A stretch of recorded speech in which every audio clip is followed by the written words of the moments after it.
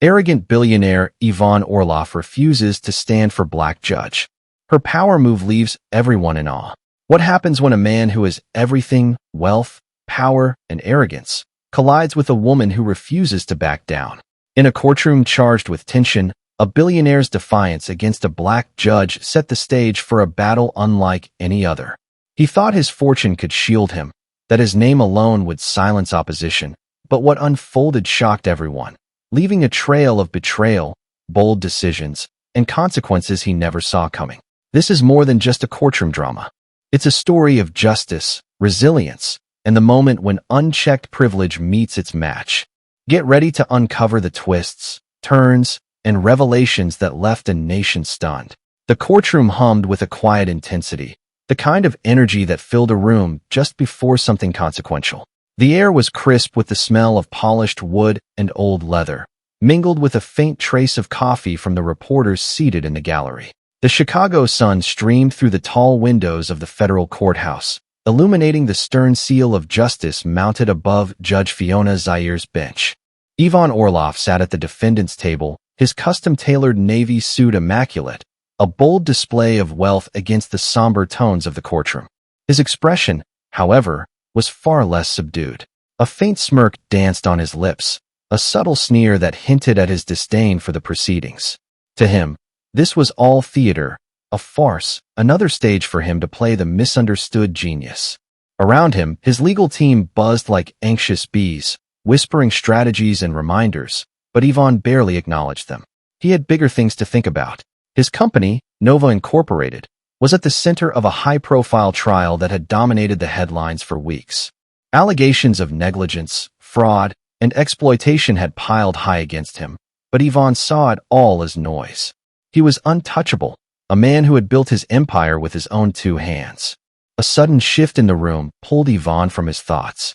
The bailiff, a stout man with a booming voice, announced, "All rise for the Honorable Judge Fiona Zaire." The courtroom stood as one, a synchronized rustle of chairs and feet, all except Yvonne. He remained seated, legs crossed, hands casually resting on the polished table in front of him. The smirk deepened. From the corner of his eye, he saw his lead attorney, Evan Neuer, stiffen. Neuer leaned over, hissing under his breath, "Yvonne, stand up now." Yvonne didn't budge. Instead, he let out a low chuckle. "Relax, Evan. It's a chair, not a throne," he muttered, loud enough for those nearby to hear. Judge Fiona Zaire entered the courtroom, her black robes billowing slightly as she moved with practiced precision. Her presence commanded respect, not because she demanded it, but because she exuded it. Her gaze was steady and unflinching, the kind of look that could pierce through excuses and half-truths. She had risen through the ranks not just as a jurist, but as a symbol of fairness and accountability. As she took her seat, her sharp eyes scanned the room.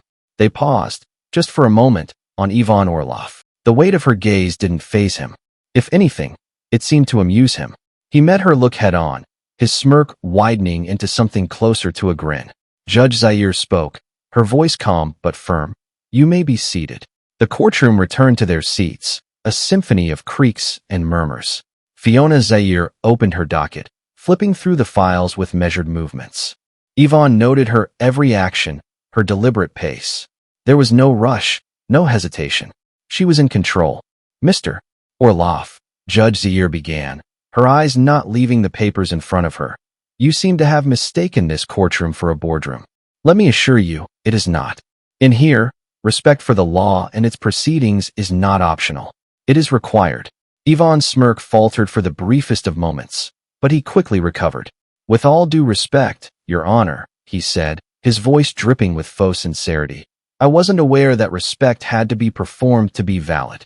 A murmur rippled through the gallery, reporters scribbling furiously in their notebooks. Evan Neuer buried his face in his hands. Judge Zaire closed the file in front of her with a soft but definitive thud. She looked directly at Yvonne, her expression unreadable. "Mr. Orloff," she said evenly, "your comments are noted, and I will remind you that this is a courtroom, not a platform for grandstanding." Yvonne leaned back in his chair, crossing his arms. "Of course, Your Honor," he replied, the smirk returning. "Noted." The proceedings began, but the tension lingered in the air like a storm cloud.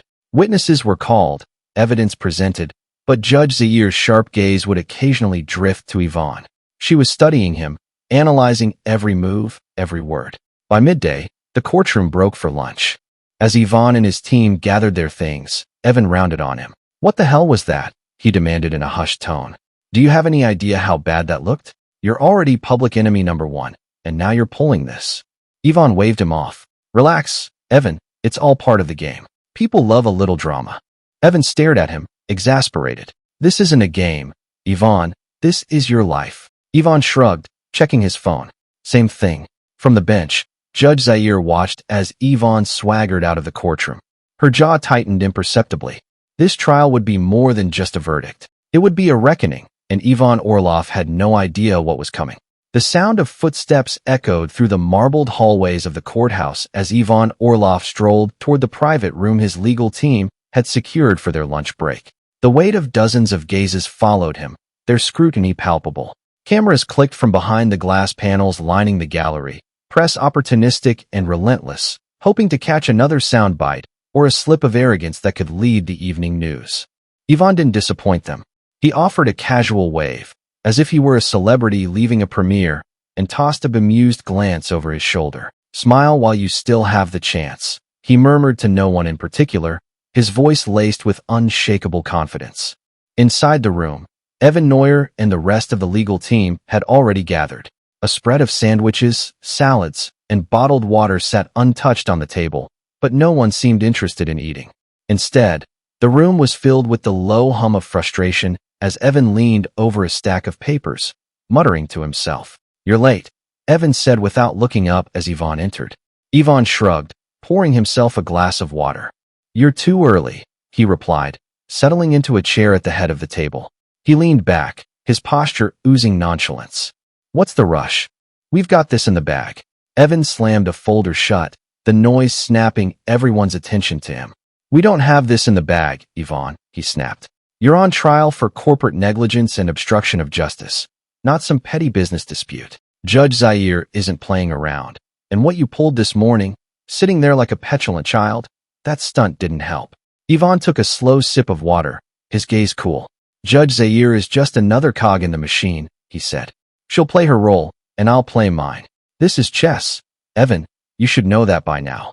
Evan rubbed his temples, his exasperation barely contained. "This isn't chess, Yvonne. This is your life, your freedom. If you keep treating this like a game, you're going to lose, and I can't save you from yourself." Yvonne's smirk returned, infuriatingly calm. "Relax," he said, waving a hand dismissively. "You're overreacting. I know what I'm doing." But Evan wasn't buying it. He stood, pointing a finger at Yvonne. "Do you? Because from where I'm sitting, all you've done is piss off a judge who's known for holding people accountable. You're not untouchable, Yvonne, not here." The words hung in the air, sharp and heavy. For the first time, a flicker of something crossed Yvonne's face, annoyance, maybe even doubt, but it was gone as quickly as it appeared. He leaned forward, clasping his hands on the table. "Evan," he said evenly, his voice soft but firm, "you've been my lawyer for years. You've seen me walk through fire and come out the other side without a scratch. Do you really think this is any different?" "Yes," Evan said bluntly, "I do. Because you've never gone up against someone like her." Yvonne didn't respond immediately. He leaned back in his chair, staring at the ceiling as though considering Evan's words. The silence stretched, filling the room with tension. Then, finally, he smiled, a slow, deliberate smile that didn't quite reach his eyes. "We'll see," he said, his tone dismissive. Judge Fiona Zair sat at her desk, the soft glow of a desk lamp illuminating the stacks of files before her. The room was quiet, save for the faint scratch of her pen as she made notes in the margins of the case file. She worked methodically, her mind as sharp and focused as ever, but her thoughts kept drifting back to Yvonne Orloff. She had seen his type before, men who believed their wealth and power placed them above reproach, men who saw the law as an inconvenience rather than a boundary. But there was something uniquely infuriating about Yvonne. It wasn't just his arrogance, it was the way he carried himself, as though the world were his playground and everyone else merely players in his game. A knock at the door pulled her from her thoughts. "Come in," she called, setting down her pen. Her clerk, Rebecca Sari, stepped inside, a file in her hands. "Your Honor, I have the financial disclosures from Nova Incorporated," she said, handing over the folder. "There are some interesting details." Fiona took the file, flipping through its contents. As her eyes scanned the pages, her expression darkened. Interesting was an understatement. There were discrepancies, large sums of money funneled through offshore accounts, contracts that hinted at labor violations overseas. This wasn't just negligence. This was something far more insidious. "Have these been submitted into evidence yet?" Fiona asked, her tone crisp. Rebecca shook her head. "Not yet, but the prosecution is expected to present them tomorrow." Fiona nodded, closing the file. "Thank you, Rebecca. That will be all." As Rebecca left, Fiona leaned back in her chair, her mind racing. This trial was bigger than Ivan Orlov's ego. It was about accountability, about showing that even the most powerful could be held to the same standard as everyone else. She glanced at the clock. It was late, but the day's events had left her restless. Rising from her chair, she walked to the window, staring out at the city below. The lights of Chicago sparkled like a sea of stars, a stark contrast to the shadows she was uncovering. Ivan Orlov thought he was untouchable. He was about to learn how wrong he was. The courtroom was colder than it had been the day before, the air thick with anticipation. Reporters whispered among themselves, their pens and microphones at the ready, eyes darting between Ivan Orlov and the prosecution table. The tension had shifted, more palpable, almost tangible. Something had changed. Ivan sat at the defense table, his composure as polished as his suit, yet beneath his carefully cultivated nonchalance, there was an edge of irritation. The media frenzy around his courtroom antics hadn't died down. If anything, it had intensified. The headlines weren't flattering. "Arrogant tycoon plays the villain in court," one article read. "Arrogance on trial," another proclaimed. His lead attorney, Evan Neuer, leaned over, his voice low. "The prosecution's going to hit hard today. They've got something new." Ivan barely acknowledged him. "Let them," he said, drumming his fingers on the table. "They're grasping at straws." Before Evan could respond, the door to the judge's chambers opened. Judge Fiona Zaire emerged, her presence immediately silencing the room. She moved with the same deliberate grace as before, her black robe trailing behind her like a shadow. Her expression was unreadable, but there was something sharper in her eyes today, a steely resolve that Ivan noticed, even if he refused to admit its significance. "All rise," the bailiff intoned. The courtroom stood, except for Ivan. Again, he remained seated, his gaze fixed on Judge Zaire with a defiant smirk. The murmurs began immediately, a ripple of whispers sweeping through the gallery. Judge Zaire didn't acknowledge him. She simply took her seat, opened her docket, and began, "You may be seated." The courtroom settled, the sound of chairs scraping the floor echoing in the silence. Judge Zaire's gaze swept over the room, lingering briefly on Ivan. "We'll continue with the presentation of evidence," she said, her voice calm but commanding. "Prosecution, you may proceed." The lead prosecutor, Miriam Farrick, stood. She was a sharp, no-nonsense woman in her late 40s, with a reputation for dismantling even the most complex defenses. Today, she looked particularly confident, holding a thin stack of papers as if they were the keys to a kingdom. "Your Honor," Miriam began, "today we'll be introducing new evidence that sheds light on the systemic negligence and fraudulent practices at Nova Inc. This evidence will demonstrate not only the defendant's involvement, but also his direct orchestration of these actions." Ivan leaned back in his chair, a faint smile tugging at his lips. "Here we go," he murmured, just loud enough for Evan to hear. Miriam walked to the center of the courtroom, her heels clicking against the floor. The documents we're presenting include internal emails, financial statements, and whistleblower testimony, all of which point to a pattern of intentional misconduct. She handed a folder to the court clerk, who passed it to Judge Zaire. Fiona opened it, her expression unchanged as she scanned the pages, but Ivan noticed the slight tightening of her jaw, the faint narrowing of her eyes. For the first time, a sliver of unease crept into him.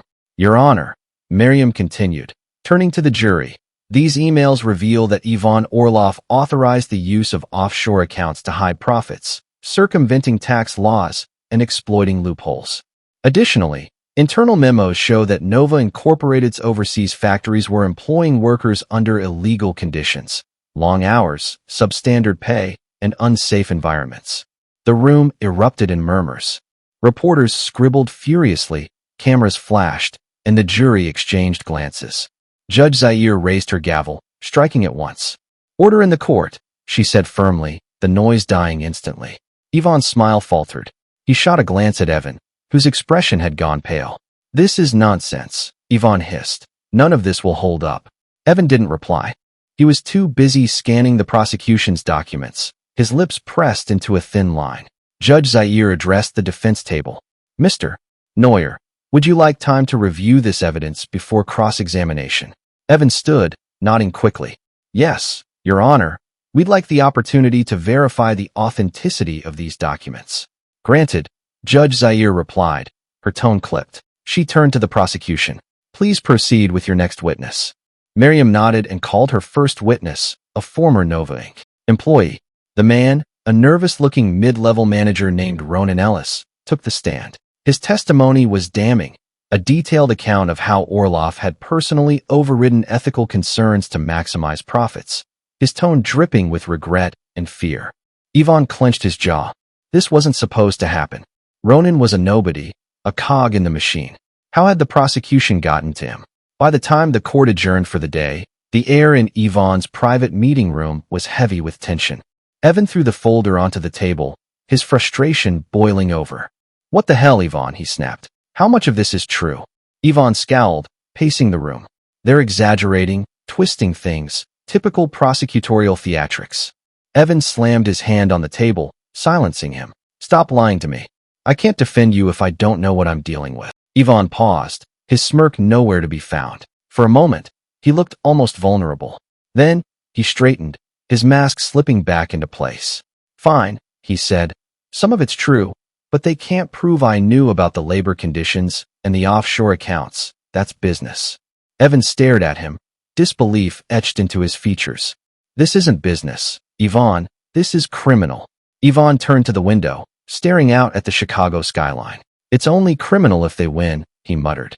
Behind him, Evan's shoulders slumped. He looked at the folder, then at Yvonne. "Judge Zaire won't let this slide," he said quietly. "She's not just fighting you.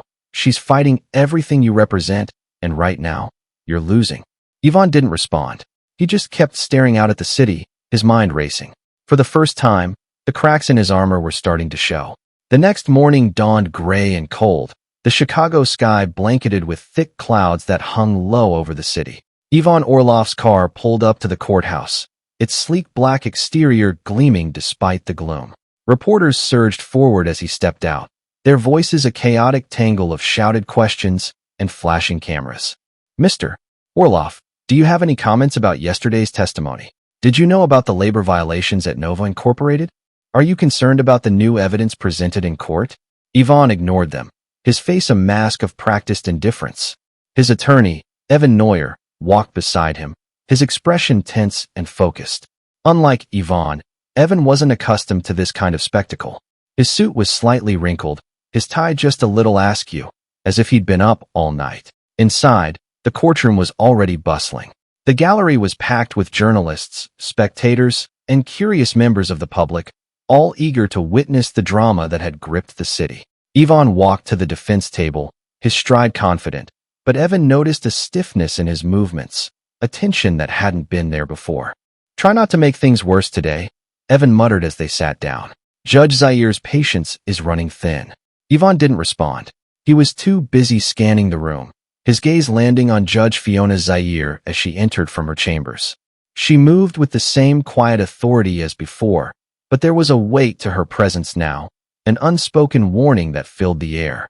"All rise," the bailiff intoned. The courtroom stood as Judge Zaire took her seat. Yvonne, once again, remained seated. This time, the silence that followed was heavier, more pointed. Judge Zaire's gaze lingered on him, her expression neutral, but her eyes sharp. She said nothing, but the room felt charged, as though everyone was holding their breath. "You may be seated," she finally said, her voice calm and measured. The courtroom sat, and the day's proceedings began. Miriam Farrick wasted no time. She called her second witness, a former contractor who had worked closely with Nova Incorporated's overseas factories. The man, a wiry figure with a nervous energy, recounted in painstaking detail how cost-cutting measures had been prioritized over safety, leading to dangerous working conditions. Did Mr. Orloff ever personally approve these measures? Miriam asked, her tone crisp. Yes, the witness replied. He was very clear about what he wanted, maximum output at minimum cost. I tried to push back, but... The man hesitated, glancing at Yvonne. But what? Miriam prompted. He said, and I quote, "Your job is to get it done, not to give me excuses." A ripple of reactions swept through the gallery. Reporters leaned forward, pens flying across their notepads. Yvonne's jaw tightened, his hand clenching around the edge of the table. "That's taken out of context," he muttered under his breath, but Evan shot him a warning look. Judge Zaire struck her gavel once, silencing the murmurs. "Order in the court," she said, her voice steady. She turned to the witness. "Please continue." The testimony went on, each word a hammer striking the fragile facade Yvonne had so carefully constructed. Emails were displayed on a screen, showing directives from Yvonne's personal account, terse, unapologetic instructions to cut corners and push production. The evidence was damning, and the jury was taking it all in. By midday, the tension at the defense table was palpable. Yvonne leaned toward Evan, his voice low but urgent. "This is ridiculous. That contractor's lying. He's just trying to save his own skin." Evan didn't look at him. "It doesn't matter if he's lying, Yvonne. The jury believes him, and the evidence isn't helping." Yvonne's fist clenched. "Then fix it. That's what I pay you for." Evan finally turned to him, his expression cold. "I can't fix your arrogance, Yvonne. You've spent years building a reputation that makes you impossible to defend. Right now, the best I can do is try to mitigate the damage." Yvonne opened his mouth to respond, but before he could, Judge Zaire called for a recess. The courtroom emptied slowly, the buzz of conversation growing louder as people filed out. Yvonne stayed behind as the room cleared, his frustration simmering just beneath the surface. He paced the aisle near the defense table, running a hand through his perfectly styled hair. "You seem restless, Mr. Orloff." Yvonne froze. Judge Zaire's voice came from behind him, calm but firm. She stood near her bench, her robe billowing slightly as she descended the steps. The courtroom was empty now, save for the two of them. "I didn't realize judges offered personal commentary," Yvonne said, his tone sharp. Judge Zaire's expression didn't change. She crossed her arms, her gaze steady. "I don't usually, but you've made quite the impression, and not a favorable one." Yvonne scoffed, turning to face her fully. "Is this the part where you lecture me on respect and accountability? Save it. I've heard it all before." Fiona tilted her head slightly, studying him. "You think this is about me," she said quietly. "About my authority, my position, but it's not. This is about you, Mr. Orloff, about the choices you've made and the consequences you've tried to avoid." Yvonne's smirk faltered. "You don't know anything about me." "I know enough," she replied. "I know that you've built your empire on the backs of people who couldn't fight back, and I know that you think your wealth and power make you untouchable." She took a step closer, her voice lowering. "But you're wrong. No one is untouchable, Mr. Orloff, not here." For a moment, they stared at each other, the air between them heavy with unspoken tension. Then, Judge Zaire turned and walked back to her chambers, leaving Yvonne standing alone in the empty courtroom. By the time the court reconvened, the atmosphere had shifted. Yvonne sat at the defense table, his confidence shaken. The prosecution continued their relentless assault, and by the end of the day, it was clear that the tide was turning. As Yvonne left the courthouse that evening, flanked by his legal team, the reporter's questions were louder, more pointed. He didn't answer them. For the first time, he didn't even smirk. The cracks in his armor were growing, and everyone could see them. The heavy doors of the courthouse creaked shut behind Yvonne Orloff as he entered for the third day of proceedings. The morning light barely broke through the dense, overcast sky, casting a dull gray hue over the marble walls and high ceilings. The grandeur of the courthouse seemed oppressive now, its vastness a silent reminder of the weight that hung over him. Yvonne adjusted his tie as he strode toward the courtroom. The cameras were no longer novel, their flashes no longer igniting that flicker of smug satisfaction. He had refused interviews, ignored reporters, and deflected the hard stares of onlookers. His usual armor of arrogance was slipping, but he wouldn't admit it, not even to himself. Evan Neuer was waiting just inside the courtroom, his face drawn and serious. The man looked like he hadn't slept in days, his usual polished appearance fraying at the edges. He motioned for Yvonne to join him at the defense table, where a fresh stack of documents lay waiting. "What's the damage today?" Yvonne asked, feigning indifference, as he sank into his chair. Evan gave him a hard look. "Today, the prosecution is bringing in the heavy artillery," he said quietly. "They've subpoenaed 3 more witnesses, including one of your former CFOs. If they corroborate yesterday's testimony, it's going to be tough to recover." Yvonne's jaw tightened. "The CFO? He's a disgruntled employee with a grudge. He was fired for incompetence. That won't matter if the jury believes him," Evan snapped. "We're not just fighting the facts anymore, Yvonne. We're fighting perception, and right now, you look guilty as hell." Before Yvonne could respond, the bailiff called the courtroom to order. Judge Zaire entered, her presence once again commanding the attention of everyone in the room. Yvonne couldn't help but notice the way her gaze flicked briefly in his direction, sharp and assessing, before settling on her docket. "All rise," the bailiff intoned, and this time, Yvonne grudgingly pushed himself to his feet. The action felt like a concession, a small crack in the armor he had worn so tightly. The morning dragged on, with witness after witness providing damning testimony. Each one painted a picture of a company driven not by innovation, but by greed, a company led by a man who had prioritized profits over people, power over principles. Yvonne shifted uncomfortably in his seat as the prosecution laid out their case with surgical precision. Then came the final witness of the day, Sarah Kestman, Nova Incorporated's former chief financial officer. She was a tall, striking woman in her 50s, her gray-streaked hair pulled back into a neat bun. She walked to the stand with the confidence of someone who had nothing to lose and everything to say. Miriam Farrick began her questioning. "Miss Kestman, can you describe your role at Nova Inc. during Mr. Orloff's tenure as CEO?" "I was the chief financial officer," Sarah said, her voice steady. "I oversaw the company's financial operations, including budgets, expenditures, and compliance." "And did you ever have concerns about Mr. Orloff's directives or the company's practices under his leadership?" Sarah hesitated for a fraction of a second, a hesitation that was barely perceptible but carried the weight of her next words. "Yes," she said, "I did." The courtroom was silent, the air thick with anticipation. "Can you elaborate?" Miriam prompted. Sarah took a deep breath. "There were several instances where I raised concerns about financial practices that I believed to be unethical or outright illegal. Specifically, the use of offshore accounts to hide profits and avoid taxes, and the exploitation of labor in overseas factories." "And what was Mr. Orloff's response when you raised these concerns?"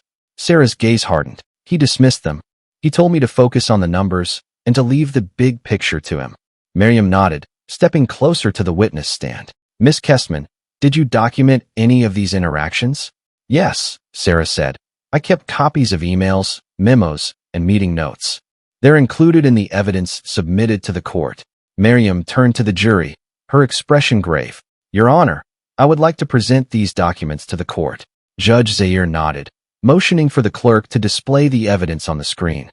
The jury leaned forward as the emails appeared, each one a damning indictment of Yvonne's decision-making, each one reinforcing the narrative the prosecution had been building. At the defense table, Yvonne sat frozen, his face a mask of barely contained fury. Evan leaned toward him, whispering urgently, "We need to pivot. You need to show some remorse, some humanity, or the jury is going to eat you alive." Yvonne shook his head, his voice low and tight. "I'm not admitting to anything. She's lying." Evan's patience finally snapped. "Then you'd better pray the jury doesn't believe her, because right now, she's more credible than you'll ever be." Yvonne clenched his fists, his mind racing. The courtroom felt smaller, the walls closing in as the evidence piled up around him. He had always been able to control the narrative, to bend the truth to his will, but now, the truth was standing tall and unyielding, staring him down.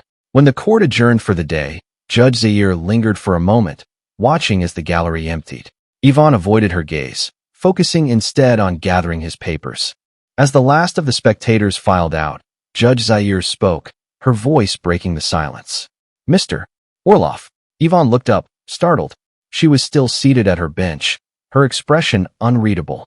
"You've spent your career shaping your own version of the truth," she said, her tone calm but firm. "But in this courtroom, Truth is not something you get to manipulate. You would do well to remember that. Yvonne stared at her, unable to form a response. For the first time, he felt the weight of her words settle over him like a stone, a weight he couldn't shrug off, no matter how hard he tried. That evening, as Yvonne's car wound through the darkened streets of Chicago, he sat in silence, staring out the window. The city's lights blurred past him, but he barely noticed. For the first time, the confidence that had carried him through life felt like a hollow shell. He didn't know what was more unsettling, the possibility that he might lose, or the realization that, deep down, he might deserve it. The courtroom had never felt heavier. By the fourth day of the trial, the energy in the room had shifted dramatically. The gallery buzzed with a quiet intensity, the reporters' pens moving furiously as the pieces of the case fell into place. The prosecution's evidence had been relentless, their witnesses damning. Now, all eyes were on the defense, waiting to see if Ivan Orlov could climb out of the hole he had dug for himself. Ivan sat at the defense table, his gaze fixed on the wood grain of the desk in front of him. The usual arrogance, the smirk that had infuriated so many, was conspicuously absent. Instead, his jaw was tight, his hands clenched into fists on his lap. Evan Neuer sat beside him, his briefcase open and stuffed with disorganized notes. He had the weary look of a man who knew he was losing a battle he never wanted to fight in the first place. Judge Fiona Zaire entered the courtroom, her movements as precise and deliberate as ever. Her presence alone was enough to silence the room. She settled into her seat, her expression unreadable as she glanced over the docket for the day. "All rise," the bailiff intoned. The room stood as one, but Ivan hesitated. He forced himself to his feet this time, a small concession that didn't go unnoticed by the judge or the gallery. "You may be seated," Judge Zaire said, her tone calm and measured. Evan Neuer rose to his feet, clearing his throat. "Your Honor, the defense would like to call its first witness to the stand." The courtroom watched as Evan called forward a character witness, a longtime business associate of Ivan's, who had worked with him during the early days of Nova Inc. The man, a balding executive in his 60s, shuffled to the stand and swore the oath. He tried to paint a picture of Ivan as a visionary, a driven leader who had always put his company's success first, but Miriam Farrick was relentless in her cross-examination. "You mentioned that Mr. Orlov is a driven leader," she began, her tone sharp. "Would you say he values success over everything else?" "Well, I wouldn't say everything," the witness stammered, "but he's very focused, determined. Determined enough to cut corners, to ignore ethical practices, if it meant achieving his goals." The witness hesitated, glancing at Ivan. "I wouldn't know about that." "Of course, you wouldn't," Miriam said, her voice dripping with calculated politeness. "Because you weren't involved in the day-to-day operations when these decisions were made, isn't that correct?" "Yes, that's correct." Miriam nodded, stepping back. No further questions. The defense's witness left the stand, his testimony doing little to shift the tide of the trial. Evan's shoulders slumped as he returned to his seat, his expression grim. As the day dragged on, Ivan found himself growing more and more agitated. The prosecution had woven a narrative so airtight that even he was beginning to feel the weight of it. The emails, the testimony, the documents, everything pointed to him. The cracks in his confidence were becoming fractures. During a brief recess, Ivan turned to Evan, his voice a harsh whisper. "You need to do something. This isn't working." Evan's eyes flashed with anger. "Do something? You've tied my hands, Ivan. You refused every deal, dismissed every warning. Now we're here, and you want me to wave a magic wand." Ivan glared at him, but the fire behind his eyes wasn't as strong as it had been. For the first time, there was a flicker of something else, fear. When the recess ended and court resumed, Judge Zaire addressed the room. "Before we continue, I would like to remind both the prosecution and the defense that this court operates on the principles of truth and justice," she said, her voice steady and firm. "This trial is not about personal grudges or public opinion. It is about uncovering the truth and holding accountable those who are responsible. I expect all parties to conduct themselves accordingly." Her words weren't directed at Ivan specifically, but he felt the weight of them nonetheless. He shifted in his seat, his jaw tightening as he avoided her gaze. The prosecution's final witness was Ronan Ellis, the mid-level manager who had previously testified. This time, he brought forward a new piece of evidence, a recorded phone call with Yvonne, made during the height of the alleged misconduct. Miriam Farrick played the recording for the courtroom. The audio was crackly, but clear enough to make out Yvonne's voice. "I don't care how you do it," Yvonne's voice said, cold and clipped. "Just get it done. Cut the budget, cut the time, cut the people if you have to. Do you understand me?" The room was silent as the recording played. When it ended, the weight of Yvonne's words lingered in the air. The jury exchanged glances, their expressions grim. Judge Zair's face remained impassive, but her eyes betrayed a flicker of disappointment. Yvonne sat frozen, his face pale.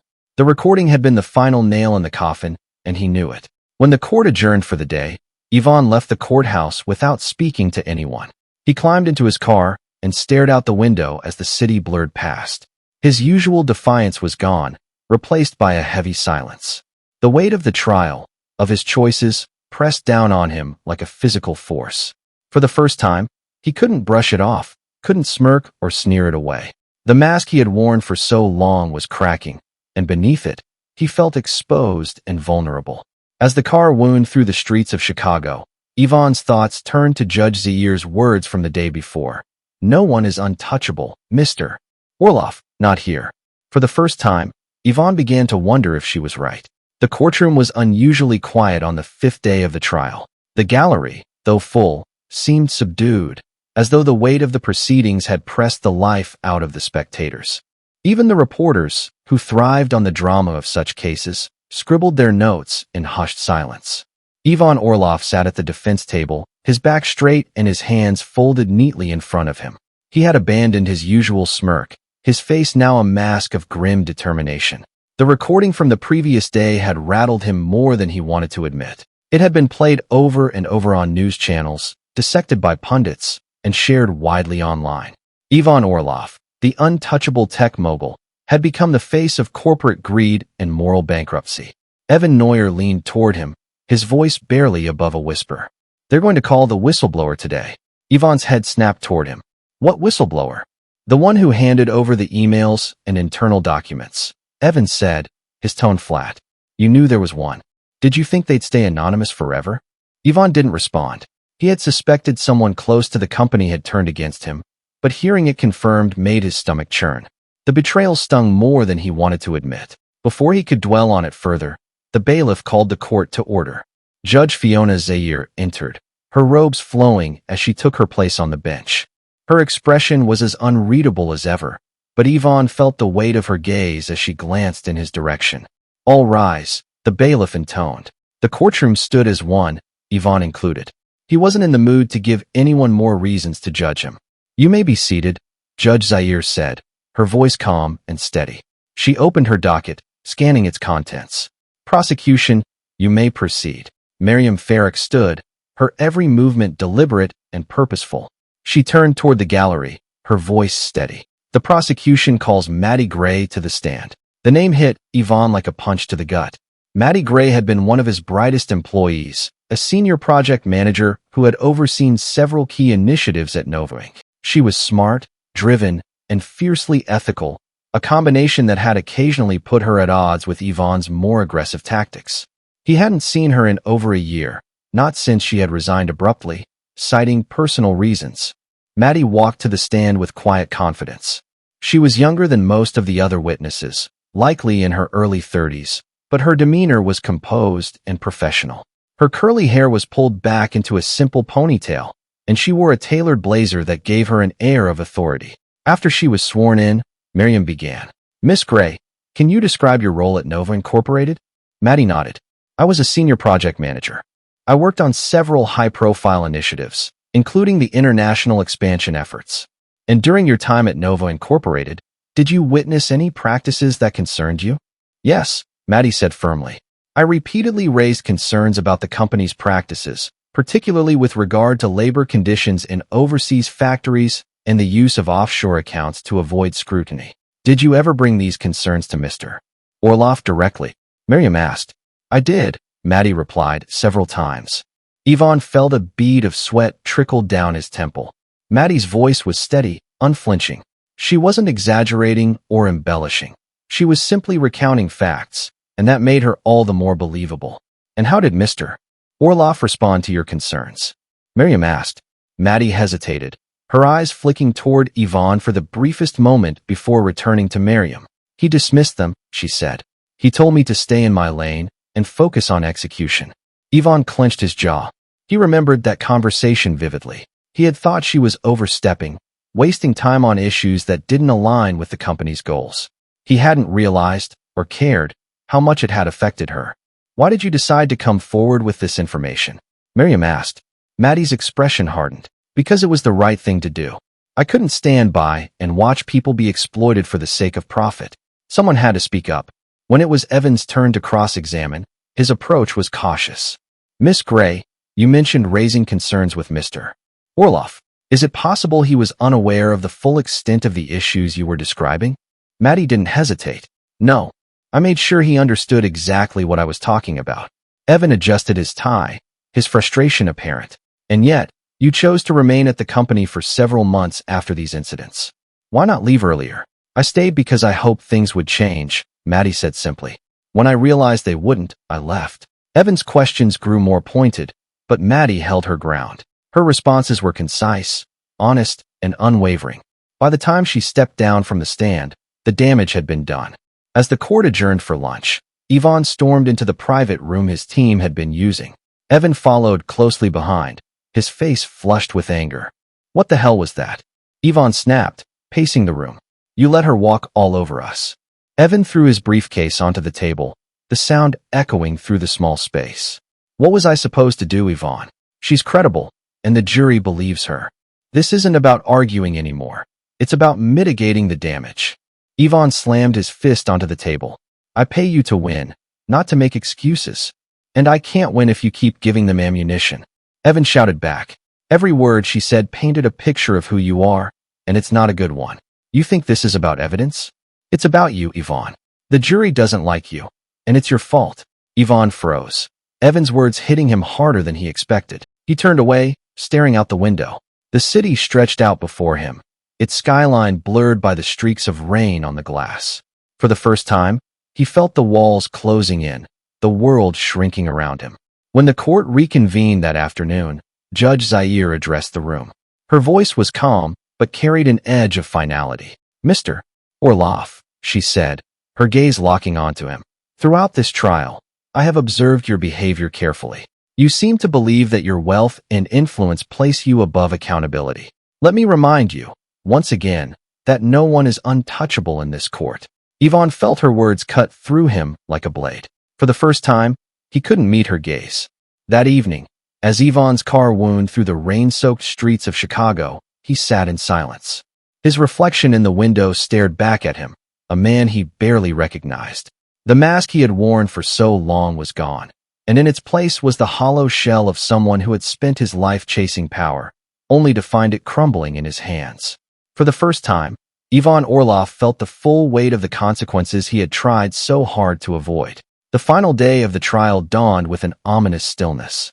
The rain from the previous night had given way to a pale gray sky, casting a muted light over the courthouse. The gallery was packed, every seat filled with spectators and journalists eager to witness the culmination of Yvonne Orloff's fall from grace. Yvonne sat at the defense table, his hands clasped tightly together. The confidence he had once carried like armor had evaporated, replaced by a heavy weariness.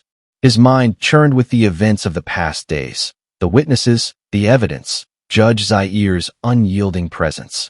He had spent his entire life believing he could outmaneuver anyone, but now, he wasn't so sure. All rise. The bailiff called as Judge Fiona Zaire entered the courtroom. The room stood, and Yvonne rose with them, this time the weight of his actions pressing down on him. Judge Zaire took her seat, her expression as composed and inscrutable as ever. She opened her docket and glanced briefly at the defense table before addressing the court. Today, we will hear closing arguments, she said. Prosecution, you may proceed. Miriam Farrick rose, her movements deliberate and measured. She walked to the center of the courtroom, her gaze sweeping over the jury. Ladies and gentlemen of the jury, she began, her voice steady. This trial has laid bare the actions of a man who believed he was above accountability. Yvonne Orloff built an empire on the exploitation of others, prioritizing profits over ethics, power over responsibility. You have seen the evidence: emails, financial documents, witness testimony that paints a clear picture of negligence, greed, and disregard for the lives impacted by his decisions. But this trial is about more than evidence. It's about justice.